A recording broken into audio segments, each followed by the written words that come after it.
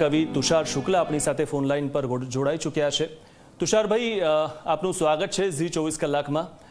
તુષારભાઈ, આજે સમાચાર હવે આને કહેવા કે શું કહેવું એ સમજાતું નથી, કારણ કે આ માની ન શકાય એવા સમાચાર છે। રાજુભાઈ બારોટ આપણી વચ્ચે નથી રહ્યા। આપ આ બાબતે શું કહેશો?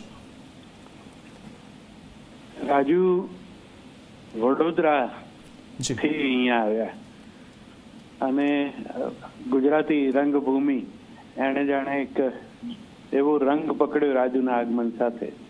ત્યારે આ નગર અમદાવાદ એ જુદા જુદા પ્રયોગશીલ નાટકોથી ધબકતું।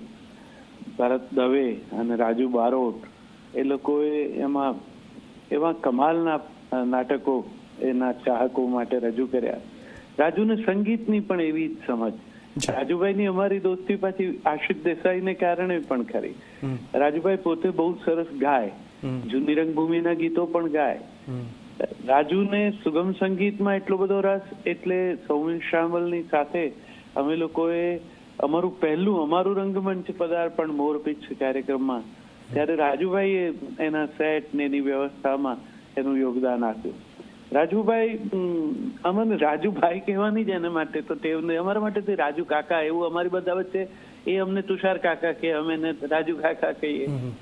શ્રીકાંત શાહ બહુ મોટું નામ નાટ્ય જગતનું, રાજુ એમની સાથે પણ જોડાયેલા।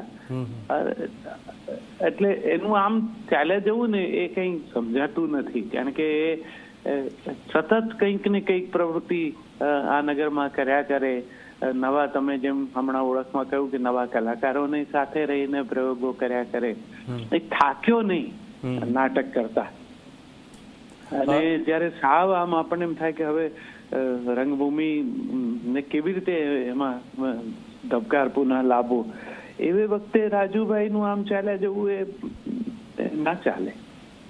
તુષારભાઈ, દર વખતે જ્યારે ગુજરાતી રંગભૂમિની સ્થિતિ વિશે વાત આવતી હતી અને જે એ બાબતે જે સવાલ થતા હતા, ત્યારે પણ રાજુભાઈને આપણે પ્રશ્ન કરવાનો થતો હતો કે ગુજરાતી રંગભૂમિની અત્યારે હાલમાં સ્થિતિ કેવી છે, કારણ કે તેઓ સતત ધબકતી રાખતા હતા રંગભૂમિને।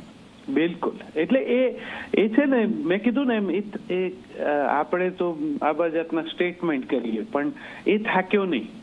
એ NSD માંથી આપણે ત્યાં આવીને એને અહીંયા, ત્યારે ટેલિવિઝન નું પણ એક વાતાવરણ હતું, રાજુએ ટેલિવિઝન માટે પણ એટલું જ કામ કર્યું।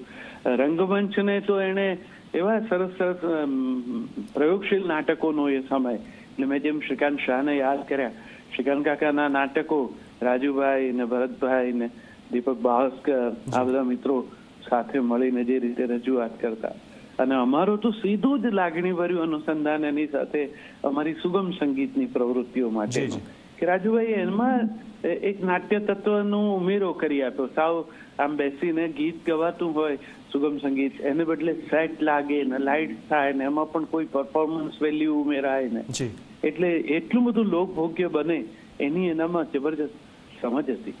એટલે અને એ એમ એની તબિયતનું કઈ મને એવી શંકા કે ચિંતા કે કશી આમ માંદા પડ્યા કે એવું પણ નહોતું મનમાં। એટલે આ માત્ર સીધા સમાચાર જ આવ્યા કે રાજુ। જી, આભાર તુષારભાઈ અમારી સાથે જોડાવા બદલ। તો અમારી સાથે લેખક હવે રામ મોરી જોડાઈ ચૂક્યા છે।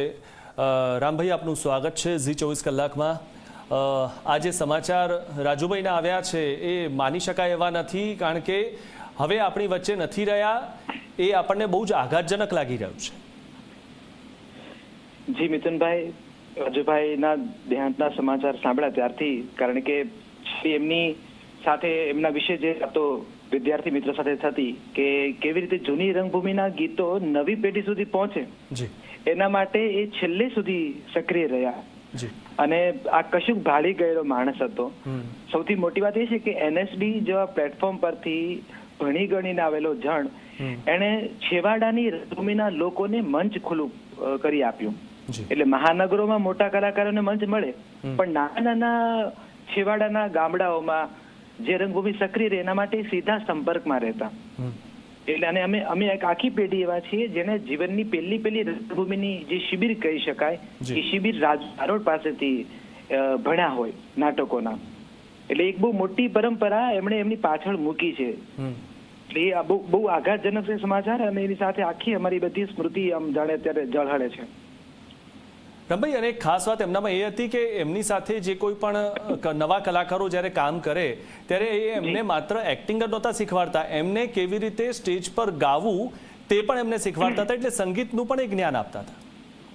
બિલકુલ બિલકુલ. એમને લાડથી છે ને બધા લોકો રાબા કહીને બોલાવતા, અને એ તો રાબાનું સંગીતનું એમની પ્રતિબદ્ધતા એટલી અદભુત હતી કે તમે હિન્દી ફિલ્મ જલમાં એમનો બહુ અદભુત અભિનય છે.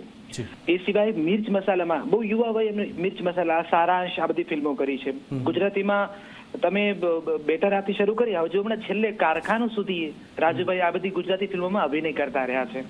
એટલે ગાવાની લહેકને લઈને એ કલાકારોને સતત એમ કે તમારું ગળું ખુલશે ને તો તમારો અભિનય ખુલશે, અને ગળું કેવી રીતે ખોલી શકાય એની એ રીતો પણ બતાવતા અભિનેતાઓને. જી રમભાઈ, આપ અમારી સાથે જોડાયા બદલ આપનો ખૂબ ખૂબ આભાર. તો જે રીતે આપણે વાતચીત કરી અને રાજુ બારોટ જે આપણી વચ્ચે નથી રહ્યા, એ આજે સમાચાર છે આ ખૂબ જ દુઃખદાયક છે અને માની ન શકાય એવા છે, કારણ કે આટલા વર્ષો સુધી રાજુભાઈ સતત રંગભૂમિને તેમણે જે યોગદાન આપ્યું છે તે પુષ્કળ યોગદાન આપ્યું છે, અને અમદાવાદમાં રહીને તેમણે રંગભૂમિને સાચા અર્થમાં જીવંત રાખી છે.